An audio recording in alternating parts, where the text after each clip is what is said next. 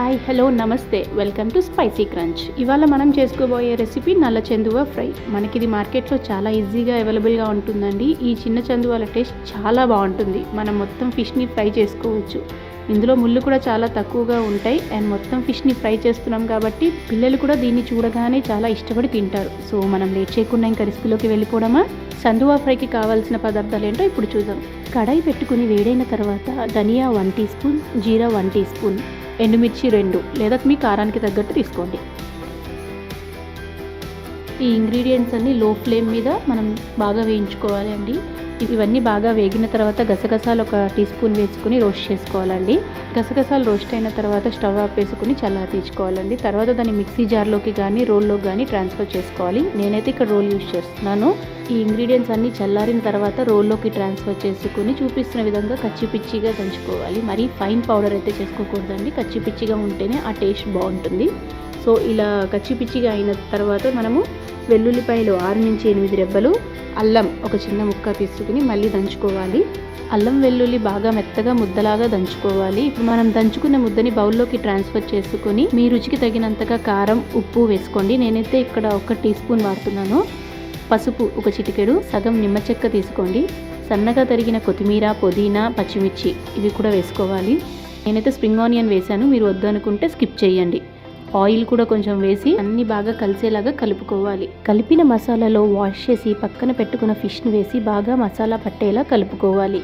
ఈ ఫిష్కి ఉన్న కట్స్లో కూడా మసాలా వెళ్ళేలాగా అటు ఇటు ఫిష్ని మార్చుకుంటూ కలుపుకొని 4 to 6 అవర్స్ మ్యారినేట్ చేయాలని. కుదిరితే ఫిష్ని ఓవర్ నైట్ మ్యారినేట్ చేసుకోండి. ఇలా చేసుకోవడం వల్ల ఫిష్లోకి మసాలా వెళ్ళి చాలా బాగా టేస్ట్ ఉంటుంది. ఇప్పుడు ఒక నాన్ స్టిక్ ప్యాన్ తీసుకుని అందులో ఫ్రైకి సరిపోయేంత ఆయిల్ వేసుకుని ఆయిల్ వేడైన తర్వాత మ్యారినేట్ చేసిన ఫిష్ని ఆయిల్లో చూపిస్తున్న విధంగా ఫ్రై చేయాలి.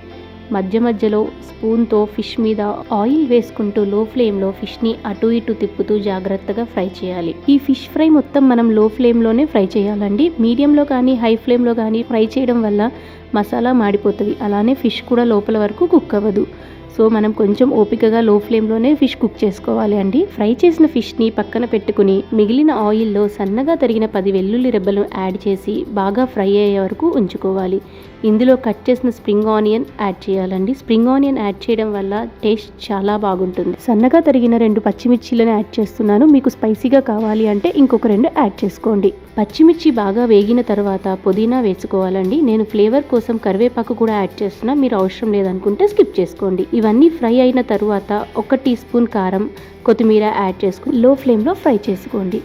తరువాత మనం ఫ్రై చేసిన ఫిష్ని పాన్లోకి యాడ్ చేసుకుని అటు ఇటు స్పాచులతో జాగ్రత్తగా 2 నిమిషాలు జాగ్రత్తగా ఫ్రై చేసుకొని స్టవ్ ఆపేసుకోవాలి. మనం ఇలా నల్ల చందువాని వెల్లుల్లితో ఫ్రై చేసుకోవడం వల్ల ఆ వెల్లుల్లిలో ఉన్న ఫ్లేవర్ చాపకి బాగా పట్టి ఎంతో రుచినిస్తుంది. మనం తినేటప్పుడు కూడా ఆ పచ్చిమిర్చి వెల్లుల్లి నోటికి తగులుతూ ఎంతో టేస్టీగా క్రంచీగా ఉంటుంది.